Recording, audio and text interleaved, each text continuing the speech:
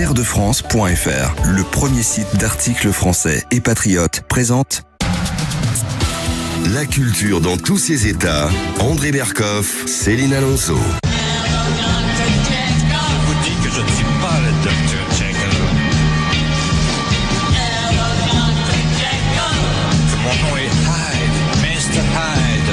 Eh oui, Dr. Jekyll dans leur art, Mr. Hyde dans leur vie, André Berkoff. Eh bien, c'est ainsi que se résume la vie, on peut le dire, de certains personnages illustres. Et c'est ce que démontre surtout avec brio le nouvel essai de la journaliste Christine Goguet, à savoir Les grands hommes et le diable, qui vient de paraître aux éditions du Rocher, André.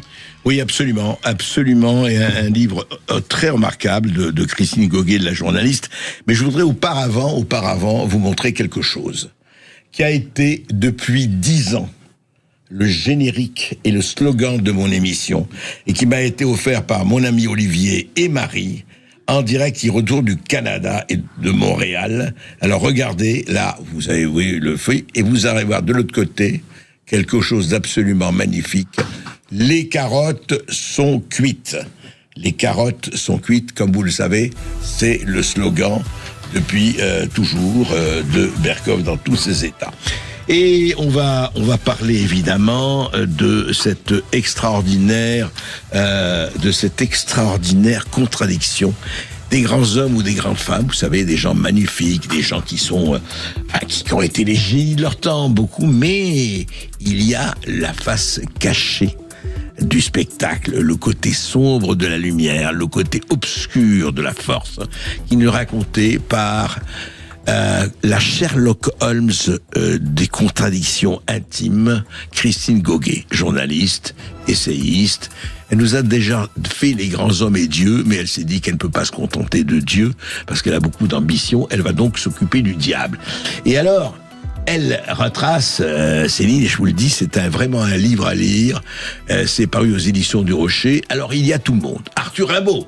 Comment on ose toucher Arthur Rimbaud, le voyant, le plus grand poète. Le voyou, pas le voyant. Voilà, non, le voyant et le voyou, justement. Voilà. Jean-Jacques Rousseau, qui écrit de l'éducation et qui était un père indigne.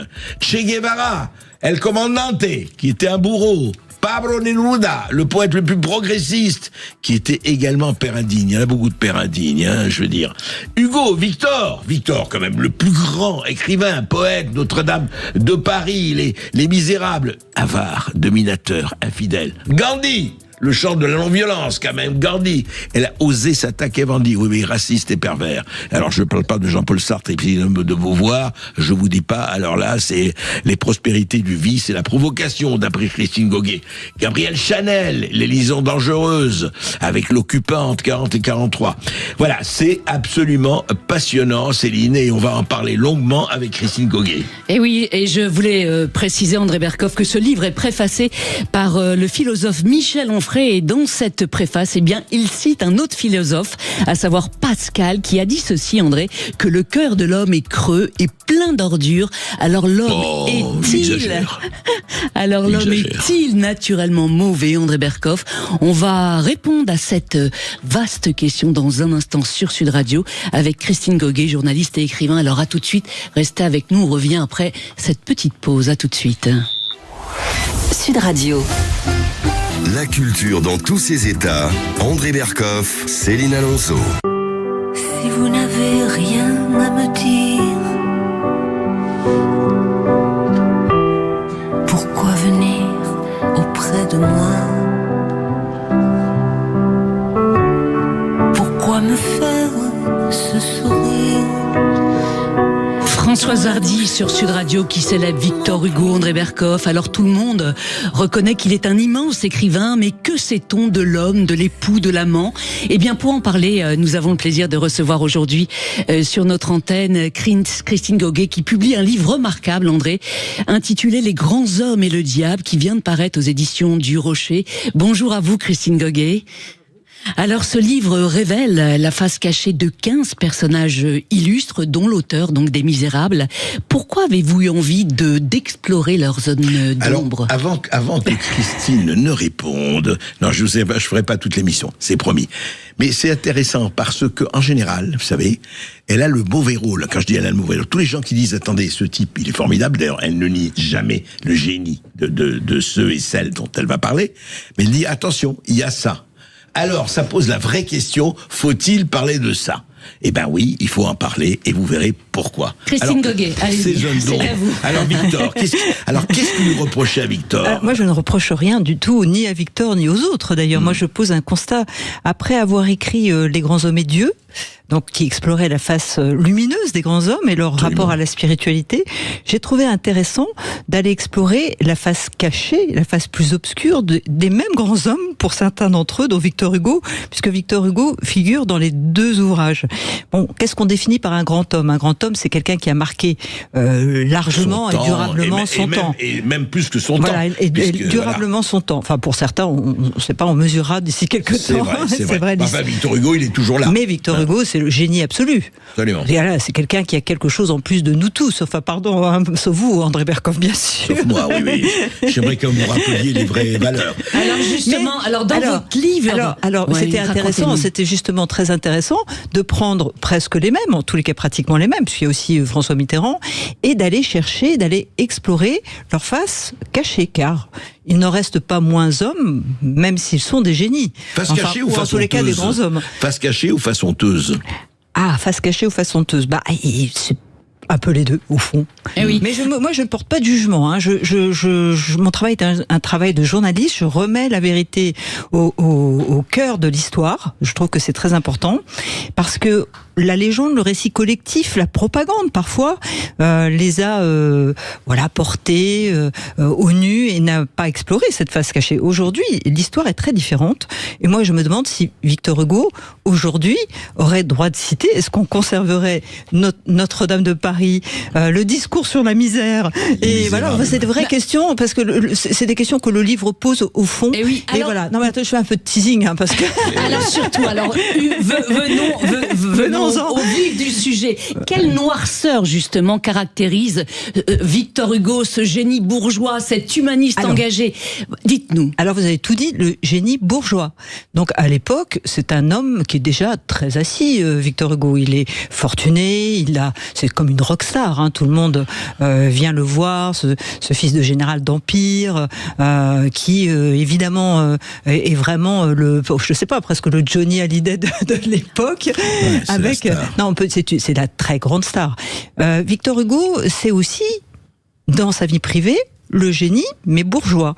C'est-à-dire que c'est beaucoup plus étriqué. Dans sa vie privée, il a un rapport à l'argent qui est absolument étonnant. Comment, exemple? Eh ben, il y a plein d'exemples, en fait, en réalité. Quand il négocie chaque sou avec son éditeur, quand il négocie chaque bouteille, quand il organise un dîner, lorsqu'il négocie chacune des monnaies données à cette pauvre Juliette Drouet, on arrivera après. Oui, avec ses maîtresses, il n'a pas été très bien, là. Alors, il se comporte vraiment... pour le moins, pas très bien, avec ses maîtresses, ça vous le dites très bien, André Berkoff, et je trouve que bon, aujourd'hui, autant de maîtresses, et pas seulement de maîtresses, peut-être, elles sont d'accord, mais elles vont le voir parce que, évidemment, c'est Victor Hugo, mais il va jusqu'à maltraiter sa propre maîtresse, puisque bon, on sait très bien qu'il a une double vie, hein. Il a la vie avec sa femme qui, de son côté, a aussi une vie, d'ailleurs, c'est un ménage très libre, au fond, puisque sa femme sort avec Sainte-Beuve, qui est son grand ami. Voilà, c'est très libre, hein, pour l'époque. Oui, c'est intéressant, oui. C'est intéressant. Polyamour. Et il installe Juliette Drouet, qui est la sacrifiée de l'histoire, au fond. Dans un appartement à côté de chez lui, ce ménage est à 3, voilà. Mais il enchaîne quand même des liaisons, malgré déjà une vie très dense, et il laisse cette pauvre Juliette, qui est en fait la sacrifiée de l'histoire, dans cet appartement, et il compte chaque sou qu'il lui donne. Et elle lui écrit, elle le supplie, elle quémande pour avoir un peu d'argent, alors qu'elle a tout sacrifié pour lui, sa carrière, sa vie de femme, etc., etc. Donc c'est vraiment quelqu'un qui est dominateur, qui est très égocentré. Ça, on imagine que de toute façon dans ses génies, ils consacrent tout à leur œuvre et tout passe évidemment pour la plupart avant leur vie privée. On le voit très bien d'ailleurs. On le voit sur les enfants abandonnés. On peut parler d'Einstein, on peut parler de plein de gens. Hein, c'est sûr. Expliquez-nous pourquoi Hugo a développé effectivement cette obsession du contrôle. Il contrôlait effectivement donc l'aspect financier de sa vie. Il contrôlait sa vie amoureuse, sa vie intellectuelle. Tout était minutieusement. Il avait mis en place une certaine discipline. Comment expliquez-vous cette obsession totale? Il avait peur de quoi à travers ses obsessions? Moi, je crois que tout naît dans l'enfance. Pour chacun d'entre eux, d'ailleurs. On voit bien que ces enfances maltraitées, pour la plupart, et là on touche à quelque chose de psychologique, hein, évidemment, parce que l'essai, il a plusieurs faces, en réalité. Quand on va chercher dans l'âme humaine, on va chercher dans l'enfance. On est de son enfance comme on est d'un pays. Hein. Je crois que c'est Cesbron qui disait ça. Et c'est vrai que Victor Hugo, il a une enfance quand même particulière. Son père n'est pas du tout présent, sa mère le trompe, il a une mère qui est voltairienne très forte, son père est tout à fait à l'opposé, donc c'est très intéressant. Donc il a ce souci, cette hantise, évidemment, de l'abandon, du contrôle, pour évidemment ne pas souffrir, je pense quelque part, et ça on le verra aussi pour d'autres gens comme Rousseau, qui est vraiment un cas d'école, et là on parle de Dr Jekyll et Mr Hyde, parce que ça c'est vraiment le Dr Jekyll et Mr Hyde, et donc je pense que Victor Hugo, il est de son enfance en réalité, voilà. Oui, à la lecture de votre livre, ce qui est quand même assez effrayant aussi, c'est de découvrir ce décalage en quelque sorte entre l'homme effectivement et le mythe.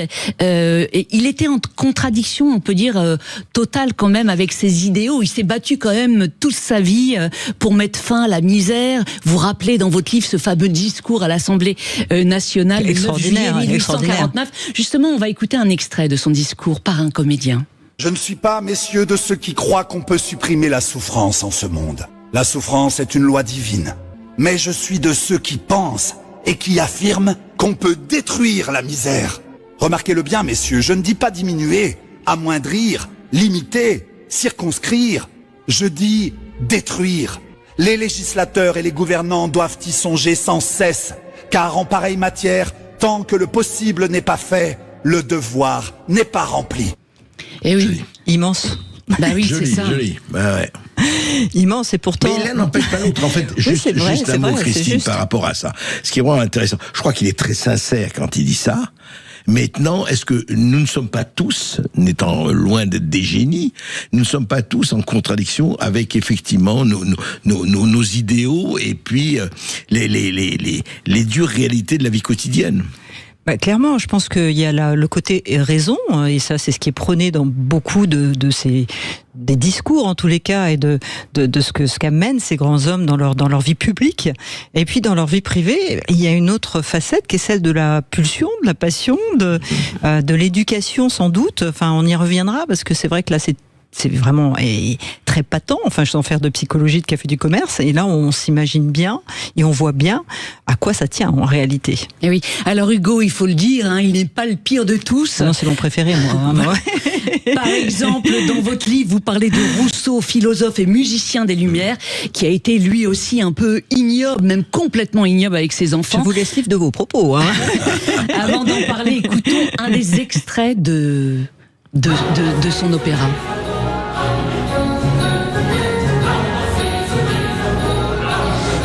Le devin du village, extrait donc d'un opéra signé Rousseau. Oui, il y a peu de gens qui savent qu'il était effectivement musicien aussi. Et oui, faut le dire, alors, oui. parlez-nous de la face obscure, effectivement, de celui qui est considéré... De l'éducation. Hein. Oui, le chantre de l'éducation moderne avec son traité, effectivement, Émile, écrit en 1762.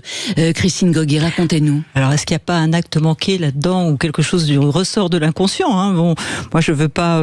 voilà, mais en tous les cas, il y a un vrai sujet. Et ce sujet, c'est d'être le penseur de l'enfance moderne, de donner des conseils pour l'éducation des enfants. Formidable, d'ailleurs. Hein? Enfin, j'encourage à relire ça, parce que c'est aussi très intéressant. Et puis, dans sa vie privée, un père indigne, ça on peut le dire, ça je pense que c'est une litote. Et donc rappelez ce qu'il a fait quand même avec ses enfants. Alors Rousseau c'est vraiment c'est vraiment Dr Jekyll et Mr Hyde comme je le disais. Rousseau, donc on connaît son histoire avec la baronne, il a des passions, etc. C'est un enfant qui est maltraité, qui est très maltraité d'ailleurs, puisque son père, lui aussi. Oui. C'est intéressant, il y en a beaucoup qui sont maltraités dans le livre. Bien sûr, c'est assez éclairant. Même maltraité aussi par vous, il faut dire, mais ça c'est la vocation. Moi je maltraite pas. Non, moi je rappelle juste l'histoire. Donc je rappelle qu'est-ce qui s'est passé avec la grande histoire pour ces parfois petites figures de l'histoire dans leur vie privée. Mais donc il est éduqué par un père qui est orfèvre, Rousseau, et qui le frappe, mais le frappe vraiment. Et il frappe aussi son autre fils, et il va finir par abandonner les deux. Donc Rousseau et son frère. Rousseau ne reverra jamais son frère d'ailleurs. Donc Rousseau est placé, c'est une tante qui le frappe aussi. Donc d'ailleurs il va développer des pulsions sexuelles autour justement de ces sujets-là. C'est quand même, c'est sadomaso complètement, et exhibitionniste. Oui, vous dites qu'il aimait beaucoup les fessées quand il était enfant. Et il le dit d'ailleurs, hein, c'est étonnant. Alors voilà, comme il aimait au bout d'un moment, il finit par s'habituer à ce malheureux statut. Et puis finalement, il se marie avec une femme de condition modeste, et il va avoir 5 enfants. Et les 5 enfants, 5 nourrissons, il va les porter lui-même à l'hospice, donc l'orphelinat des enfants trouvés. Cet orphelinat, je le rappelle à l'époque, vouait les enfants qui arrivaient dans son sein à une mort quasi certaine, à 80%, entre 70 et 90%, les enfants mouraient. Et il le savait, c'était un homme intelligent. Il les a amenés même... Nourrissons. C'est un nourrisson, il les a... Les amenait comme nourrissons. Et donc, il y a eu évidemment des faites ce que je dis, pas ce que je fais, et des débats enflammés avec Voltaire, qui s'est vraiment insurgé contre la vie privée de Rousseau, en lui disant, mais comment est-ce qu'on peut donner des leçons de morale et soi-même s'en exempter? C'est une hypocrisie totale. Et là, Rousseau a répondu. Il dit, moi, c'est mieux d'abandonner ses enfants que de devenir un père fripon. Ah oui, c'est pas mal. Et c'est extraordinaire. Ça, c'était pas de la friponnerie, mais c'est extraordinaire. Donc il se dédouane totalement de ça. Et il dit d'ailleurs, on peut être en contradiction avec soi-même. Pourquoi on serait pas en contradiction avec soi-même? Donc là, il y a toute une philosophie de Rousseau qui est assez étonnante et intéressante. Mais enfin, c'est quand même assez, pour le moins, particulier. Et d'autant plus que ses propres amis proposaient à Rousseau d'adopter les enfants. Ah oui, il a eu des amis qui leur ont dit, bon, on va prendre tes enfants. Il n'a jamais voulu. Il n'a jamais voulu. Non, mais c'est hallucinant. Donc, c'est du ressort. C'est pour ça que je parle du ressort presque de la psychiatrie, on va dire. Hein. Certainement. Cette peur, effectivement, de devoir élever des enfants. Mais alors que soi-même, on n'a pas eu un bon père. Donc, je pense que ça relève de ça. Bon, après, je ne veux pas psychanalyser Rousseau, je ne suis pas Freud, mais sur lequel il y a aussi à dire. Il faut dire aussi que, parlons de son antisémitisme, parce que dans son livre Les Confessions, il écrit ceci: les Juifs n'ont d'ambition que pour le luxe, ils n'ont de passion que celle de l'or, sûrs d'avoir tout ce qui les tente, tous se vendront au premier qui voudra les payer, que leur importe à quel maître ils obéissent, pourvu qu'ils trouvent de l'argent à voler et des femmes à corrompre, ils sont partout dans leur pays. Terrible. Terrible, mais aussi ça relève le climat de l'époque. Hein, l'époque, voilà. Alors c'est ce que j'allais dire. On est parce que Voltaire aussi, tout ça, c'était le climat de l'époque. Voltaire aussi. Le climat a longtemps duré, hein, parce que on regarde Marx qui écrit alors qu'il est petit-fils de rabbin, la question juive, sur la question juive, en parlant dans des termes tout à fait ignomineux, hein, alors que lui-même est petit-fils de rabbin, sa famille est convertie au protestantisme, mais quand même, c'est le juif honteux. Mais cette période est très antisémite, et le reste des périodes également, enfin de l'époque, malheureusement. Alors, Christine Goguet, il y a quelque chose que je ne comprends pas, parce que vous avez parlé effectivement de la femme cachée, vous ne parlez pas quand même de quelqu'un qui aujourd'hui occupe un rôle non négligeable, Sandrine Rousseau. Vous n'avez pas pensé à faire... je ne fais parler que les morts. Je vous laisse libre de vos grands hommes ou de vos grandes femmes, cher André Berkoff. Alors, mieux que Sandrine Rousseau, parlons à présent de Pablo Neruda, l'immense poète chilien, prix Nobel de littérature en 1971. Jean Ferrat l'a célébré dans une chanson, écoutons-la. quand j'entends la chanson noire de Don Pablo Neruda. Non m'encuore, mon papa est soldat, quand j'entends la chanson noire. À propos de Pablo Neruda, vous écrivez ceci dans votre livre, Christine Goguet. Peu d'auteurs incarnent avec autant d'intensité les contradictions morales et politiques du XXe siècle. Et la première zone d'ombre donc, que vous mettez en lumière dans votre essai, c'est son nom, un pseudonyme qu'il a adopté dès l'âge de 16 ans. Expliquez-nous pourquoi. Alors d'emblée, il adopte un pseudonyme. Ça veut dire qu'en fait, il y a déjà une volonté de double chez lui qui est intéressante. Voilà, il est... alors, j'ai plus le nom précis en tête, mais il change le nom Ricardo Neftali Reyes. Pardon, c'est un petit peu compliqué. Bravo Céline, vous avez bien lu le livre. Mais donc, il commence comme ça. Après, la face cachée de Neruda, elle est vraiment tragique, hein, parce que c'est le poète de l'universalité. C'est voilà, et c'est un peu comme Rousseau, il tutoie les étoiles. On a envie d'entendre, voilà, Neruda sur tous les sujets universalistes, l'humanité, etc. Mais dans sa vie personnelle, c'est une erreur, un aveuglement total. Alors, tout d'abord sur un plan politique, puisque c'est un stalinien convaincu, qui va être stalinien jusqu'au bout, et qui écrit des lettres d'amour quasiment à Staline. Il a fait des odes à Staline, c'est ça. Ouais. Carrément des lettres, voilà, mais même après, enfin voilà, quand on connaissait les exactions, donc il n'a même pas voulu reconnaître ses erreurs, ce qui était quand même pour d'autres intellectuels. Partiellement, il aurait reconnu ses erreurs, selon certains experts. Oui, bien tard, hein. Oui, très tard. Très tard. En 56. Voilà, en 56, ouais. Il a eu le temps de regarder le nombre de morts. Et sa vie privée, c'était la même chose aussi. Alors dans sa vie privée, alors ça c'est terrible parce que voilà, il va, c'est Rousseau bis en fait, c'est le père totalement indigne. Il va avoir une fille, Maria, qui est handicapée, lourdement handicapée, puisqu'elle est hydrocéphale. Et là, quand elle naît, il va dire oh là là, ce petit vampire, et il va abandonner la mère et l'enfant. Et il va se préoccuper de rien. Et lorsqu'elle va être enterrée, lorsqu'elle aura 8 ans, cette pauvre gosse, enfin, il ne viendra même pas à l'enterrement. Ah oui. Je ne parle pas des descriptions que Pablo Neruda a fait sur un abus sexuel qu'il a eu sur une pauvre femme tamoule qui, je sais pas, avait l'heure d'exciter ses penchants sexuels et qui ressemble de très près à un viol, décrit avec une grande froideur par le poète. Et oui, effectivement, il en a parlé effectivement dans un de ses livres. J'avoue que j'ai vécu sans aucun remords. Il exprime ce viol, c'est terrifiant. Il faut le dire, entre la légende et l'homme, eh bien l'écart est vraiment vertigineux à propos de tous ces personnages que vous en parlez donc dans votre livre Les grands hommes et le diable. On va continuer d'en parler dans un instant sur Sud Radio avec Christine Goguet. Alors restez avec nous. On vient juste après cette petite pause. International sur Sud Radio, ce chant révolutionnaire pour parler de Karl Marx avec Christine Goguet. Karl Marx qui a écrit ceci en 1844 dans son essai La question juive. Quel est le culte profane du juif? Le trafic. Quel est son dieu profane? L'argent. C'était un antisémisme... un antisémite notoire, Christine Goguet. Alors on peut quand même, au vu des écrits, le penser. Ce qui est beaucoup plus surprenant, c'est effectivement cette ascendance de Karl Marx, puisque il est issu d'une famille juive convertie au protestantisme. Donc c'est assez surprenant en réalité. Cette espèce de côté juif honteux ou haineux de lui-même. Enfin voilà, il y a quelques exemples dans l'histoire, mais aller jusqu'à écrire la question juive, c'est très très grave. Oui, mais alors Christine Goguet, est-ce que ça ne réduit pas, parce qu'il a fait autre chose que la question juive, hein. Oui. Il a fait quand même le Capital, et il a fait beaucoup de choses. Et puis une analyse, on peut aujourd'hui dire beaucoup de choses sur Marx, mais à l'époque, au XIXe siècle, c'est une analyse assez magistrale de ce qui se passait. Je dis bien dans son temps. Mais est-ce que, alors il y a ça, effectivement, vous en avez parlé pour d'autres, hein, le XVIIIe siècle, déjà c'était ça, le XIXe aussi.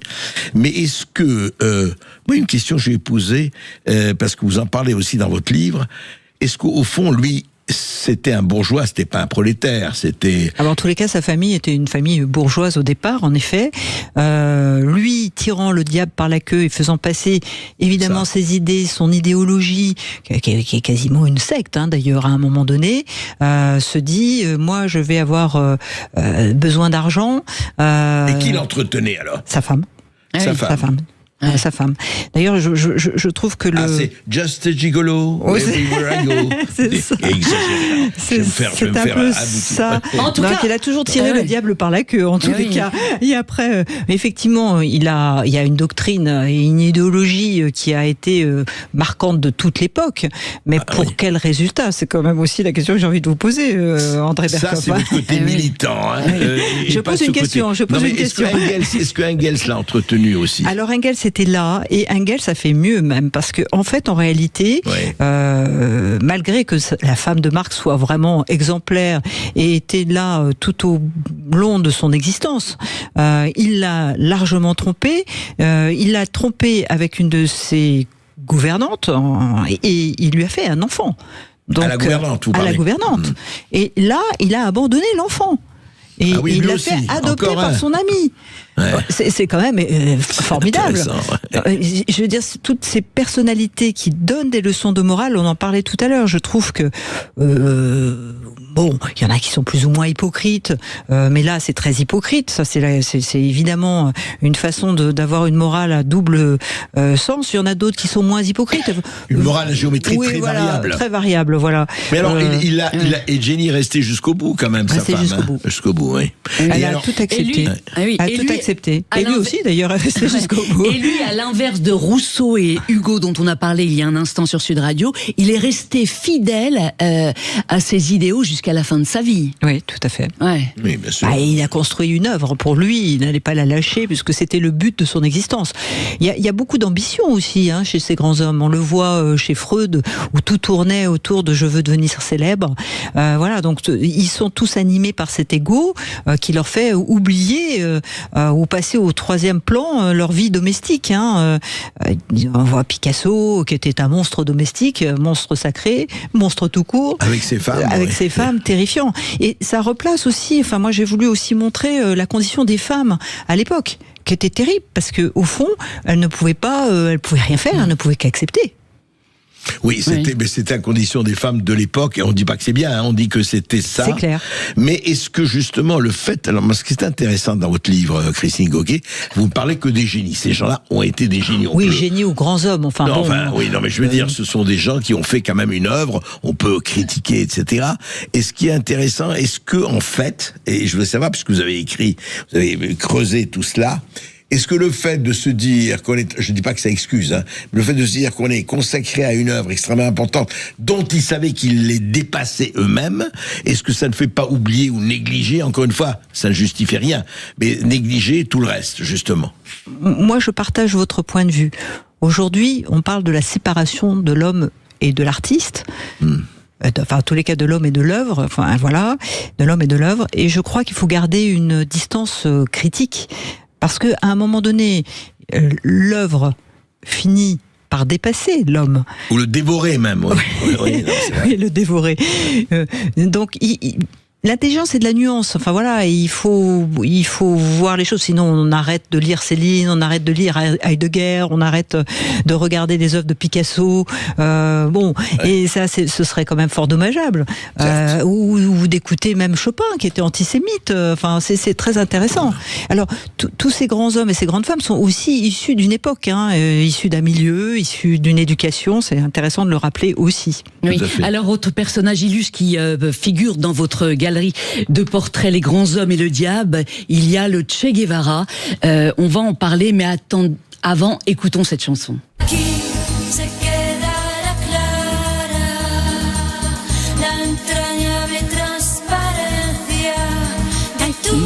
Che linda presencia, comandante Che Guevara. Juste un mot là-dessus. Fanatique, insensible, sanguinaire, c'est par ces trois mots, Christine Goguet, que vous résumez la face cachée du bourreau de Che Guevara. Comment l'est-il devenu? D'autant plus, juste une incise, que c'était l'hymne de tous les gauchos de la planète, dont moi, on chantait tous en 68. Che Guevara, c'était le grand moment, c'était le Che. Il avait le visage du Christ, rappelez-vous, le visage visage, enfin, il avait un visage comme ça, un peu christique, et tout le monde était à l'admiration, mais apparemment, c'est pas ça du tout, Christine. En fait, non, mais il faut rappeler tout ça, effectivement, parce qu'on a tous cette image, et moi la première, c'est l'icône, c'est l'idole. Bon, je vais être obligé d'un peu déboulonner l'idole, malheureusement, parce que voilà, on était sur la motocyclette, on était médecin au service d'une révolution et de gens qui souffraient, et on devient, par la force de la révolution, un bourreau sanguinaire, sans aucun état d'âme, sans aucune empathie, ce qui est quand même ennuyeux pour quelqu'un qui se voulait médecin, enfin qui n'avait pas exercé, hein, je le précise. Mais il est argentin, il est argentin, il vole parce que il est issu de parents très fantasques qui ont aussi plein d'idées comme ça révolutionnaires, et donc il épouse cette cause-là, il part à l'aventure. Bon, tout ça c'est la propagande, le récit national, le récit même international, voire qui nourrit une légende. Il faut quand même le dire aussi. C'est aussi une époque. Alors qu'est-ce qu'il a fait dans le côté noir? Alors le côté noir, effectivement, racontez-nous ce qu'il a effectivement. Écoutez, il a présidé cruauté. C'était le président du tribunal révolutionnaire qui a fait fusiller tous les gens, enfin vraiment des centaines de personnes, voire plus, sans aucun état d'âme, des gens qui n'étaient pas acquis à sa cause, et même d'anciens collègues et de révolution qu'il a tué lui-même à bout portant en disant voilà, maintenant voilà, on est tranquille. Il n'avait aucune empathie. C'est devenu cette icône. D'ailleurs, je pense que au bout d'un moment, peut-être il en a eu assez, d'ailleurs, parce qu'il y a eu des allers-retours quand même dans sa psyché, mais c'est quand même surprenant. Eh oui, je vais vous citez ses propos dans votre livre. Il disait: les exécutions sont non seulement une nécessité pour le peuple de Cuba, mais également un devoir imposé par ce peuple. Nous fusillons et nous continuerons à fusiller tant que cela sera nécessaire. Oui, il le dit d'ailleurs sans conscience bourgeoise. Enfin, il y a aussi. C'est ça. Et il n'a jamais cherché à dissimuler cette cruauté. C'est non clair. Plus. Ouais. Non, je pressens que beaucoup de personnes vont évidemment être surpris, mais c'est la réalité de l'homme. Et oui, mais comment expliquez-vous justement que la légende Che Guevara a été occultée comme ça pendant des années pour construire la légende, il faut occulter le côté noir. Voilà, oui, c'est ça. Tout a été orchestré par Cuba, par Fidel. Fidel Castro, formidable. Hein. Enfin voilà, il l'a fait monter en icône, en idole, et puis pour l'abandonner aussi dès que c'était possible, parce que Fidel Castro, c'était aussi très grand politique, alors que je pense que le Che était plus plus fantasque et moins politicien, on va dire. Oui, il l'a pas fait descendre, je précise simplement, il l'a pas fait fusiller, il l'a envoyé en Bolivie, en sachant que ça allait être compliqué. On peut rappeler quand même la fin où Fidel Castro semblait heureux de s'en débarrasser. On ne sait pas, mais voilà. Oui, mystère. En tout cas, dans votre livre, il y a aussi des grandes femmes. Et le diable, qui? Chanel, les liaisons dangereuses de Chanel avec les nazis. Même Chanel. Eh oui, Gabrielle, Coco Chanel. On va en parler dans un instant sur Sud Radio, juste après cette petite pause, alors restez avec nous. Terredefrance.fr, le premier site d'articles français et patriotes, présente la culture dans tous ses états. André Berkoff, Céline Alonso. Vous n'auriez pas vu Coco dans le Trocadéro, Coco dans le Trocadéro. Eh oui, c'est cette complainte qui a valu à Gabrielle Chanel son surnom de Coco. Sa réussite, elle la doit vraiment à cette rage qui l'a animée dès l'enfance. Christine Goguet, elle était issue d'un milieu très modeste. Elle en a vraiment souffert. Moi, je pense qu'elle a surtout beaucoup souffert de l'abandon de son père et de la mort de sa maman, puisque sa mère est morte quand elle avait 12 ans. La tuberculose, donc ça a été tragique pour elle, et le père s'est enfui. Donc on se rend bien compte que l'enfance de toutes ces personnalités est souvent marquante et effectivement nourrit cette revanche sur la vie.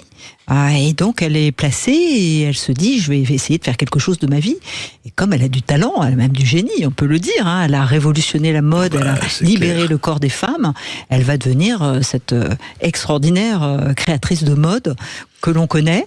D'abord, elle commence à chanter. Enfin, elle s'essaye pour évidemment réussir un peu dans tous les sens.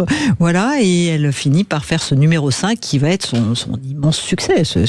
Voilà. Et puis enfin, la mode, elle a régné sur la mode. Oui, mais effectivement, le succès commence par le parfum. Là, c'est l'explosion totale de sa réussite. Et oui, c'était en 1921, effectivement. Le succès est immédiat avec ce parfum. Alors, pour développer son empire, elle s'est associée avec un certain Pierre Werthemer, et à la veille de la guerre, donc elle règne, il faut le dire, sur un empire de 4000 employés. Et pour ne pas perdre tout ça, eh bien, elle va sympathiser avec l'ennemi, Christine Goguet. Que va-t-il se passer précisément ?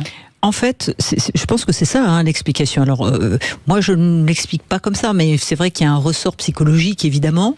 Et puis, elle a peut-être un coup de cœur pour un officier allemand qui s'appelle von Dinklage, qui est donc évidemment pas... Alors, il n'est pas nazi, mais il est au service de l'Allemagne nazie, et elle a une longue liaison avec cet homme, tant et si bien que... On pense, compte tenu d'archives qui ont été récemment déclassifiées, qu'elle a même été agente au service de l'Allemagne nazie. Et que, c'est ce qui se dit en tous les cas, compte tenu de son immense relationnel, à la fin de la guerre, elle n'aura pas été inquiétée. Comme beaucoup. Et vous dites qu'effectivement, grâce à Winston Churchill, c'est ça ? Ça pourrait être grâce à Winston Churchill. Je le mets entre guillemets, je n'ai pas le... conditionnel. Je le mets au conditionnel, mais c'est vrai que c'est ce qui ressort un peu de la recherche. Elle vivait au Ritz d'ailleurs, puisque les ateliers étaient rue Cambon, donc en face de l'hôtel, le fameux hôtel Ritz. Mais elle l'a pas dit. Qui était très occupé. Qui était très occupé. Mais elle l'a pas dit. Comme a dit l'immortelle créatrice des enfants de la nuit, mon cœur est français, mais mon cul est international. Oui, c'est ça. Mais ça pourrait être ça aussi. On peut aussi avoir un coup de cœur, pourquoi pas, mais enfin bon. Et quelle mission aurait-elle effectivement pour l'Allemagne nazie réalisé Chanel alors en tous les cas, les archives déclassifiées montrent qu'il y a eu cette forte liaison avec l'Allemagne nazie, et il y a surtout quelque chose qui était pas très joli, c'est qu'elle a tenté de déposséder son actionnaire lorsqu'il y a eu les lois antisémites qui ont été promulguées. Ouais. Elle est allée dénoncer son actionnaire. Ça c'est quelque chose de...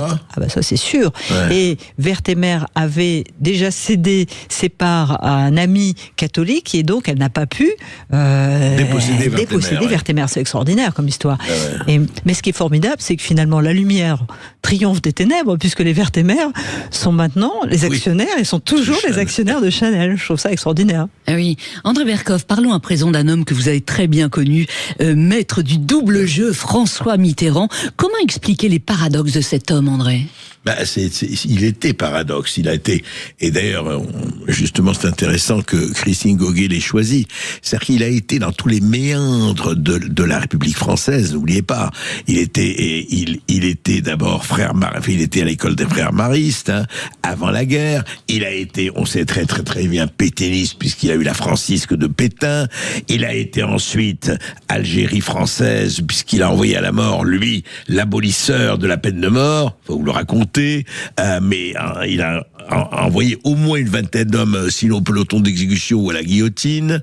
Et puis lui est devenu l'archange de la gauche, le candidat de programme commun, et devenant le premier président de gauche depuis très longtemps, depuis le Front populaire de la Ve République. Et en quoi il vous a fasciné alors, Christine ? C'est un paradoxe vivant, François Mitterrand. Issu d'une famille catholique, père brancardier à Lourdes, donc mère extrêmement pieuse et très catholique aussi, priant tout le temps. Il y a des petits hôtels d'ailleurs chez lui sa mère pour prier, et voilà.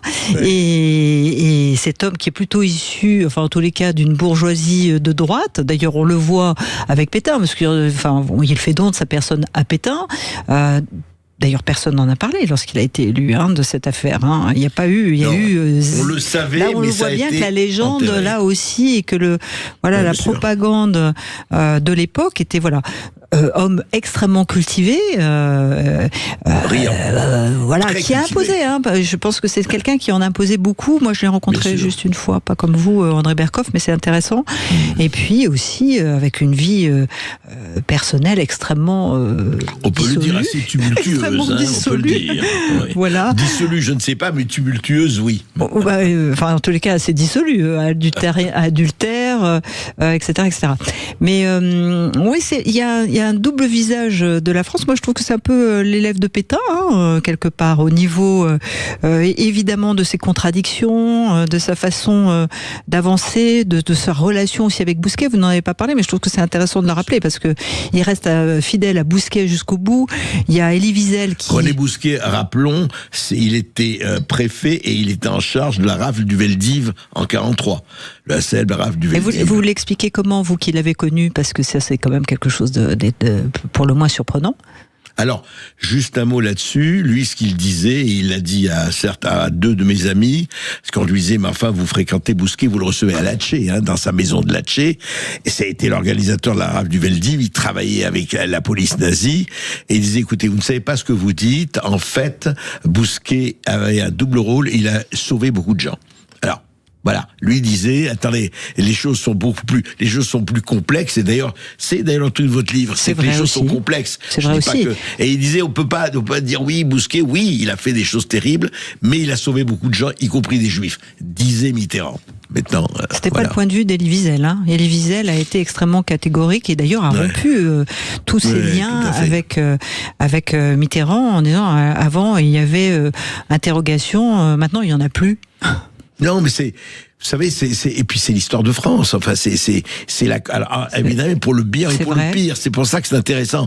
Toutes les histoires sont faites, en fait, d'ombre et de lumière. C'est vrai. S'il n'y avait pas de lumière, il n'y aurait pas d'ombre et vice-versa. Dans votre livre, vous citez la psychologue Marie de Henzel.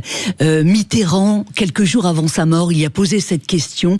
Croyez-vous que mon âme s'en tirera, selon vous? Il a dû beaucoup s'interroger. Il a aussi dit, je crois aux forces de l'esprit, je ne vous quitterai pas. Oui, il a dit ça à la télévision. Il était très mystique. Oui, il avait une vision de l'au-delà qui était extraordinaire. Il allait se recueillir dans les églises pour un président socialiste, c'est assez étonnant. Donc il a gardé ce lien qui est issu de l'enfance. Il a perdu sa mère très jeune et je pense que cette dimension l'a beaucoup affecté. Et il avait un lien avec la mort qui était très particulier aussi, Mitterrand. Oui, il est consulté Marie Hetzel très souvent. Et Jean Guiton aussi sur l'au-delà. Oui, c'est vrai. Qui sera dans le tome 2, Christine Goguet, Les grands hommes et le diable? Vous voulez dire la série? Avez-vous déjà la liste? Je pense qu'on peut faire une pléiade, Céline Alonso. C'est clair. Merci à vous d'être venu sur Sud Radio. Je rappelle que votre livre, Les grands hommes et le diable, est paru aux éditions du Rocher. Chers auditeurs, vous passerez un moment extraordinaire avec ce livre. Lisez-le. Il n'y a pas une cuirasse sans défaut, André Berkoff, c'est clair. Il n'y a pas de raquette sans trou, il n'y a pas de Barbès sans rochechouart, il n'y a pas de Doty sans pifre, et il n'y a pas de diable ou de Dieu, sinon raconté par Christine Goguet. Merci André Berkoff. Vous retrouvez Brigitte Lahaie sur Sud Radio.